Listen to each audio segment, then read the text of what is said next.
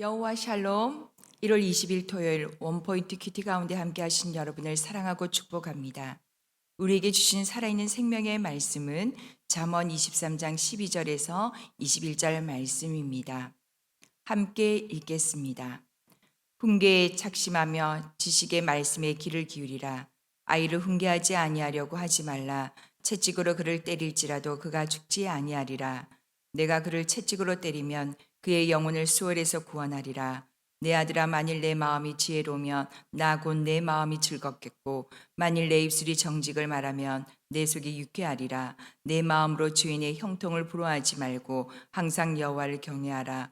정령이 내 장래가 있겠고 내 소망이 끊어지지 아니하리라. 내 아들아, 너는 듣고 지혜를 얻어 내 마음을 바른 길로 인도할지니라. 술을 지게 하는 자들과 고기를 탐하는 자들과 더불어 사귀지 말라. 술 취하고 음식을 탐하는 자는 가난하여질 것이요 잠자기를 즐겨하는 자는 헤어진 옷을 입을 것임이니라. 아멘.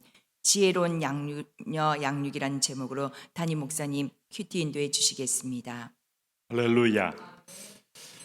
오늘 우리 1월 20일 토요일 또 우리 주일을 기다리는 또 신랑을 기다리는 신부와 같은 마음으로 오늘 복된 하루가 되시기를 바랍니다.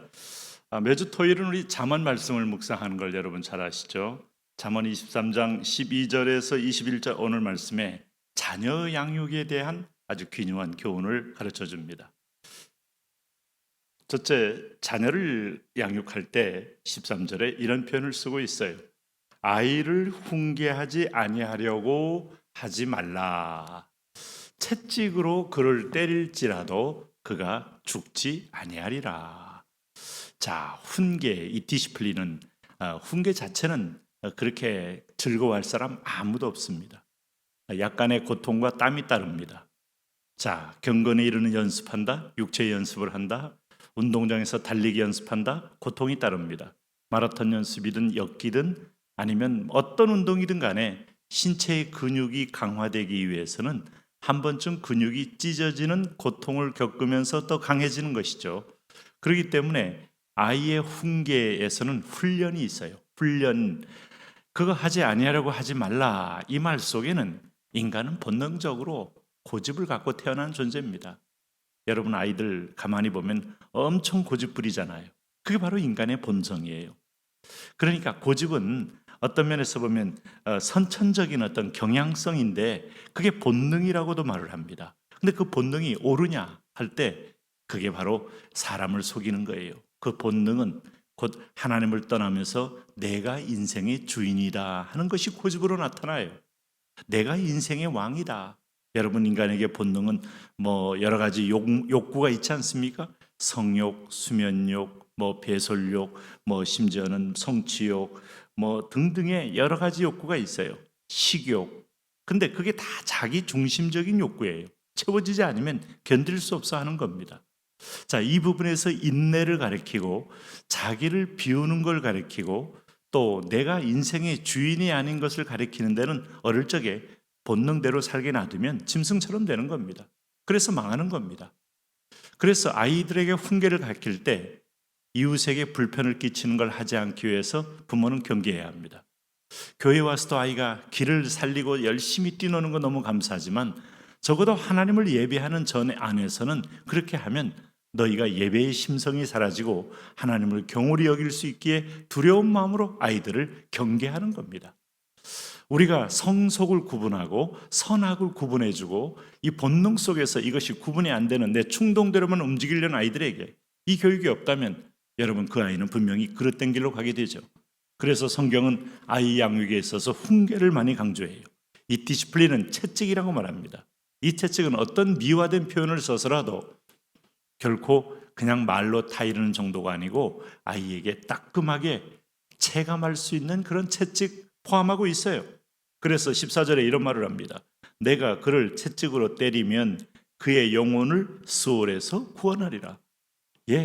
그럼 거꾸로 말하면 그냥 놔두면 그 본능대로 충동대로 우리의 마음의 경향성대로 놔두면 지옥 가리라. 거기서 구원하는 수월에서 구원하기 위해서는 채찍으로 때려서 그 길을 가지 않도록 의지적인 결단력을 키워줘야 한다 하는 겁니다.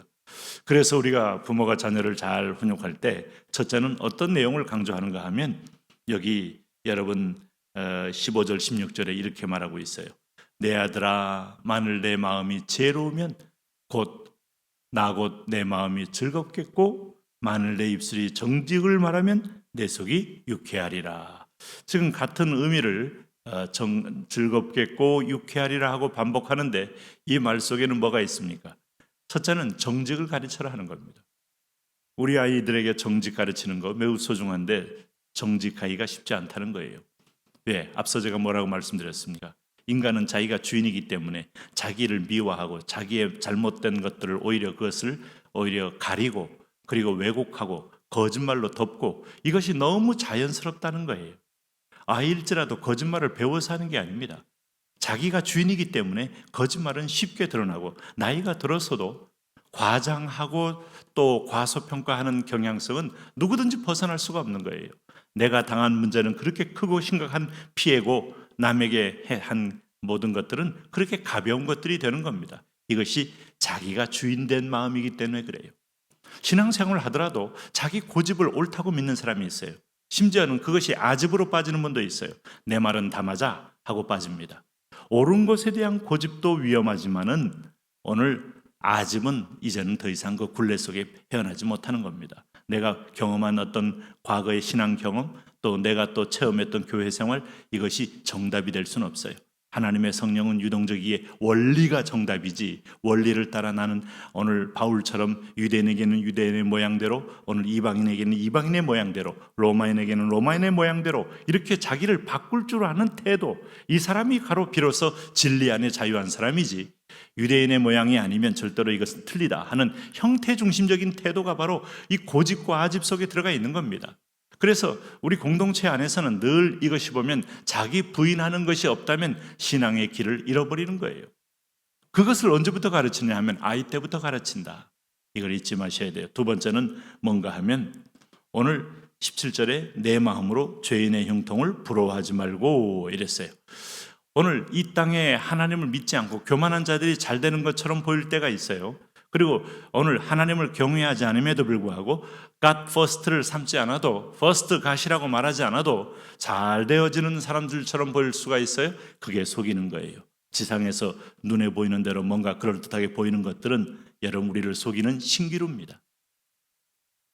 아이들이 왜 연예인 되고 싶어 할까요? 아이들이 왜 유명 아이돌이 되고 싶어 할까요? 인기와 돈을 한꺼번에 얻는 길이라고 믿고 있기 때문이에요.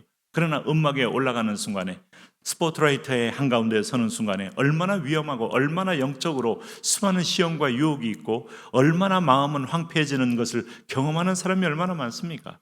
그렇기 때문에 오늘 우리가 내 마음으로 죄인의 형통을 부러워하지 말고 하나님이 정한 길을 가는 것을 중히 여겨라. 이걸 가르치기 위해서는 아이들을 예배에 참석을 시켜야 되고 말씀을 배우게 해야 되고 어릴 적에는 말씀의 스토리를 어떤 옛날 이야기보다 더 재미있게 얘기하면서 교훈을 심어주는 것. 이게 부모의 지혜죠. 세 번째는 어떤 교훈을 하라고 했습니까? 여기 20절 말씀입니다. 술을 즐겨하는 자들과 고기를 탐하는 자들과도 더불어 사귀지 말라. 참 이 말이 여러분 오늘 수천 년을 지나면서도 진리로 적용되는 건 술 즐겨하면 부패하고 타락하고 그다음에 생활이 흐트러지고 결국은 인생 무너져요. 술을 너무 즐겨하면 안 돼요. 독일이나 영국이나 유럽 이쪽에다 석회질이 많은 나라에서 이것을 발효주로 해서 음료수로 마시는 것을 빌미로 해서 이 물 좋은 금수강산에 와서 술을 마치 음료수처럼 여기는 사람이 있는데 스스로 속이는 겁니다. 하나님은 지역마다 여건마다 상황을 고려는 하십니다만 우리에게는 어차피 금주 문화가 있고 그것은 굉장히 건강한 문화가 됐고 교회의 영성을 유지하는 데 좋은 도움이 됐어요. 하나님께서 붉은 포도주는 쳐다보지도 말라 하는 것 속에는 술은 하나님을 떠나야 인간을 마취하는 힘이 있잖아요. 이성이 마취되면 안 됩니다. 감정이 마취되면 안 됩니다.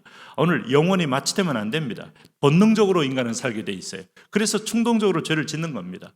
그래서 정신을 차리려면 술을 멀리하고 그 술 먹는 친구를 멀리해야 내가 술자석에서 들었던 말, 했던 말들 다 좋은 말들 될 수가 없어요. 대부분이 어떤 때는 음담패설이고 어떤 때는 음흉한 얘기고 어떤 때는 분노와 본능에 관한 얘기고 화해를 해도 깨달은 말로 나누어 줄 줄 알아야 이게 진짜 용기 있는 사람이죠. 그런 의미에서 보면 자녀들에게 술 취하도록 하는 거, 이게 여러분 결코 바른 교육이 아니죠. 그 다음에 네 번째는 뭐예요? 오늘 21절 말씀에 잠자기를 즐겨하는 자는 헤어진 옷을 입을 것이다. 게으른 거, 이걸 고치기 위해서 인간은 걷다가 앉고 싶고 앉다가 눕고 싶고 눕다가 계속 자고 싶은 거예요. 그러다가 인간은 무너지고 죽어버립니다. 그렇기 때문에 오늘 우리가 게으름을 이기기 위해서 부모는 훈련시킬 필요가 있습니다. 오늘도 나도 이 본문으로 적용받으시고 자녀들도 나는 어떻게 하나님의 뜻 안에서 키우는가를 살펴보시기를 바랍니다. 하나님, 우리가 바른 주의 교훈과 훈계로 양육하게 하여 주옵소서. 예수님 이름으로 기도합니다. 아멘.